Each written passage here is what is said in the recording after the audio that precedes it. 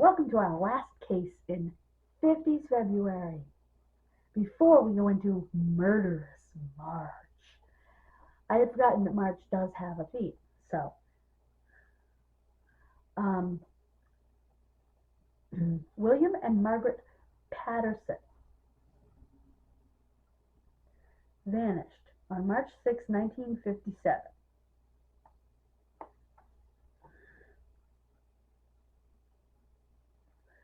He was 52 and she was 42. They were married. They lived on Piedmont Drive, and they were last seen between the 5th and the 6th, according to the police records that remain.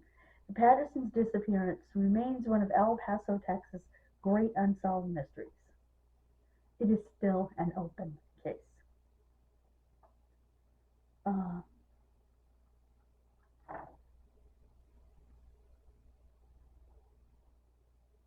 Excuse me. The El Paso County Sheriff's Crimes Against Persons Unit, who has worked the case on and off for more than 10 years. Any unsolved case for us is very frustrating, said Sergeant Joe Belknap, who is the supervisor of that department. Over the years, people have come up with their own personal theories and ideas of what happened with Mr. and Mrs. Paterson. Those theories create mystery, and everybody loves a mystery, he said. 48 years, many theories, no leads. Still missing. Actually, it's more than 48 years now. Yikes. Okay, where is it? Excuse me, 1957. 17, 18, 19, 20, 22. It's been 65 years. The disappearance of the Patersons have inspired stories of espionage and tales of UFO abductions. I told you were going to need to put your seatbelt on for this one. Accounts range from kidnapping to murder, some believing they were killed and buried on the home's premises. Legend has it that their spirits haunt the old house.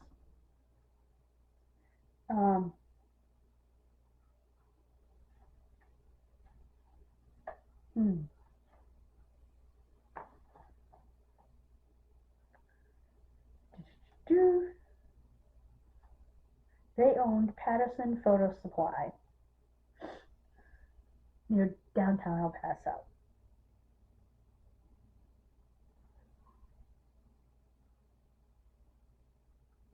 Associates told police they went on an extended vacation to Florida and later sent instructions to distribute the properties to their friends, employees, and colleagues.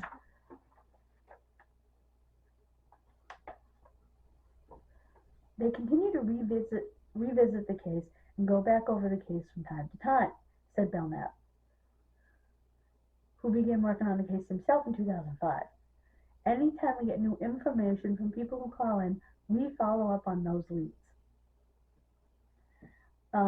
Okay, at the time, it was a matter of putting it together as complete a case as we could, which is sometimes difficult with older cases, Belknap continued. Once we got the case together, we broke it down and re-interviewed some people and came up with additional information and leads. Unfortunately, those leads did not pan out.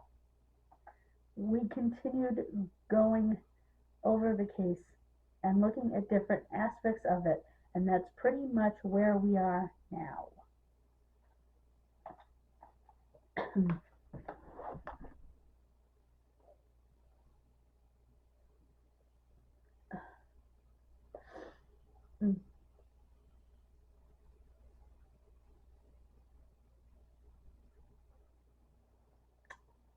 They even did a recreation with a former police chief, Freddie Bonilla,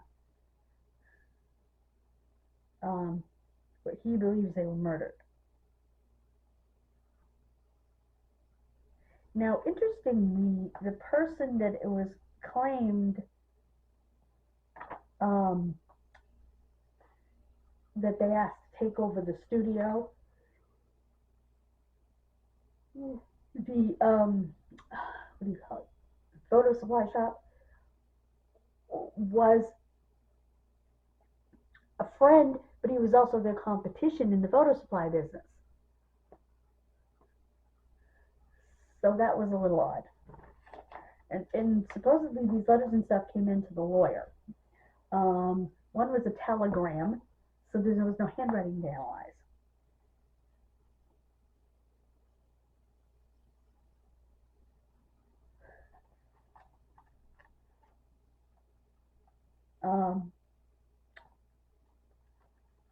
Okay.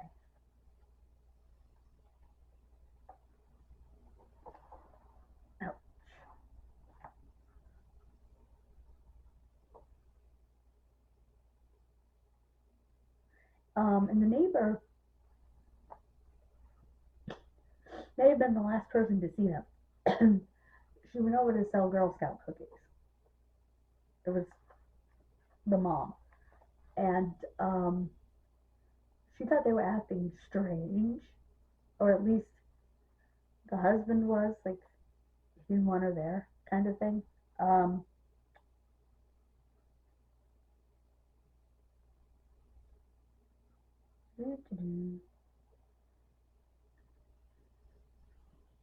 Officer Inchando said their last lead was a tip from their neighbor, Cash, 3 years ago. It didn't take us any further into finding something else that we didn't already know. It really wasn't anything we could use to develop other leads, she explained. For me, it's one of those cases where all you want is to be able to get a lead, she said. You're always hoping for something that will open up the case and move forward and actually solve it and bring some closure to the family members. So it is very frustrating. A case like this stays with you forever. If you have any information in this case, you can call the El Paso County Sheriff's Office Major Crimes Unit at 538-2291. I don't have a zip code. Zip code, an area code. Victor Martinez may be reached at 546-6128 or V. Martinez at elpasotimes.com. That's the gentleman who wrote the article.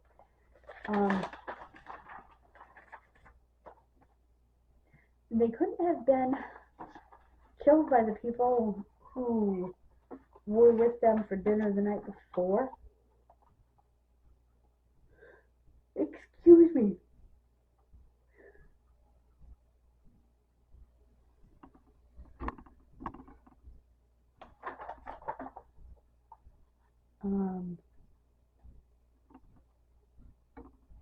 And interestingly, the letter that the telegram that he sent had the wrong middle initial. Therefore, I don't think it was sent by William, because you know your own middle initial.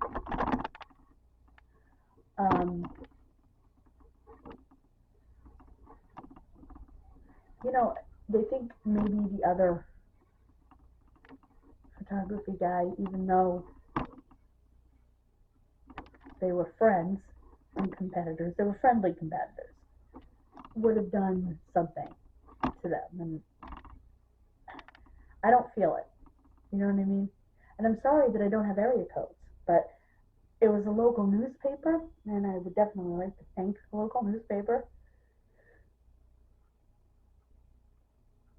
for the information.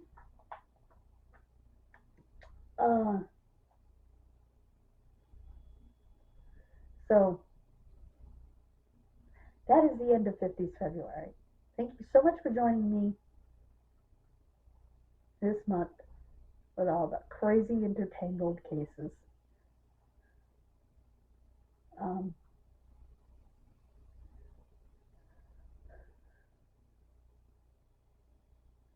30% battery. God bless you. Have a wonderful rest of your day. Please click like, subscribe, and share these videos. Watch from beginning to end. Thank you so much. Bye-bye.